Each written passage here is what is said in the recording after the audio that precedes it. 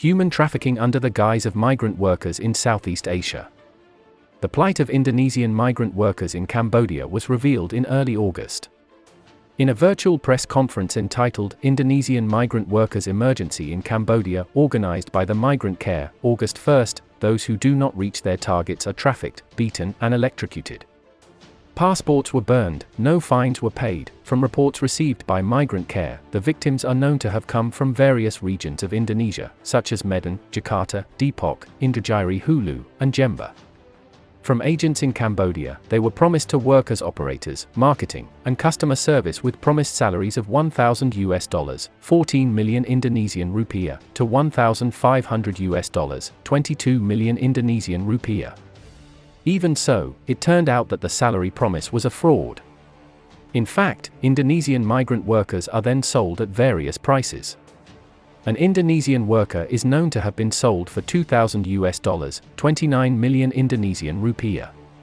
At the same time, cases emerged from Taiwan. From investigations by Taiwanese authorities, thousands of Taiwanese have been trafficked through Cambodia to Southeast Asian countries and forced to work for criminal syndicates. Amid harrowing reports from traffic victims, the National Police Agency, NPA, conducted an investigation based on flight records, revealing that about 1,000 Taiwanese traveled to Cambodia per month for much of this year, but on average only 100 returned homes. The Diplomat, August 16. Taiwan, Vietnam, Indonesia, Thailand, Malaysia, Pakistan, and China, as well as a long list of human rights groups, have warned of major trafficking rings luring their citizens to Cambodia and Myanmar with fake promises of well-paid jobs.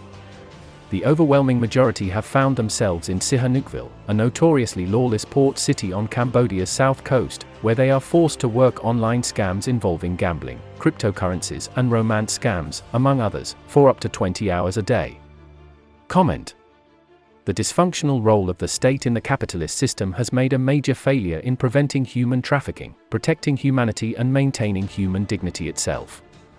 In capitalism, the people are only a market and an economic asset, including a source of remittances from migrant workers for their country. This transactional principle is the cause of the failure of the capitalist state in protecting and prospering its people. Capitalist countries are even powerless against the power of the black oligarchic syndicates that are behind this largest network of human trafficking. The Vietnamese government itself can only launch a national inspection of all foreigners living in Cambodia, apart from embassy personnel, as reported by the Diplomat on the 20th of August. As a result, the problem of human trafficking in Cambodia is not related to the size of Cambodia as a country when compared to Indonesia, which is much larger. But what is being faced here is the dark power of capitalism, or what is known as the invisible hand. It is a human trafficking syndicate that has become a large industry and network there. Even Cambodia has long been known as a market for human trafficking, which will be channeled to Thailand and Vietnam. The development of this syndicate is precisely due to political instability, poverty, and low levels of education in a country known as the hell of the world. Meanwhile, on the other hand, the Indonesian government itself is also considered unable to guarantee the welfare of its citizens with adequate employment opportunities. No doubt, they prefer to look for opportunities outside by becoming migrant workers. Furthermore, the lack of this vision also shows the weak protection of its own people. From a regulatory perspective, the existence of Indonesian migrant workers, TKI, is seen as beneficial because there are foreign exchange remittances that enter the country. Indonesia, Malaysia, and other Muslim countries need to stop being transactional countries in the style of capitalism, which sees everything only from the size of the transaction, serves the oligarchs, and allows the people to be exploited and as if seen only as remittance assets. This transactional perspective is clearly rooted to the secular ideology of capitalism.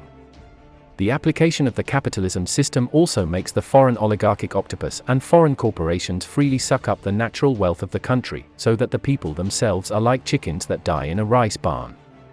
They, the people, have to fight for a bite of rice, become victims of various syndications, while the government is busy working to attract foreign investment for the country's development. This is the main reason why Muslim countries has lost self-respect and prestige abroad. Contrary to the capitalist system, which minimizes the role of the state and prioritizes the role of the market, Islam is just the opposite. The role of the state is very vital in Islam. Its main task is to serve and take care of the needs of the people, protect the weak, and prevent injustice. This fundamental principle will minimize labor problems within the caliphate, and if any will be solved quickly with the implementation of comprehensive Islamic Sharia rules. Likewise, the problem of migrant labor which sacrifices millions of women, this will not be tolerated by the caliph, and the caliphate state will soon find a way to eradicate it to the root. According to the words of the Prophet, peace be upon him, the Imam is the shepherd, and he is responsible for those he shepherds. Al-Hadith.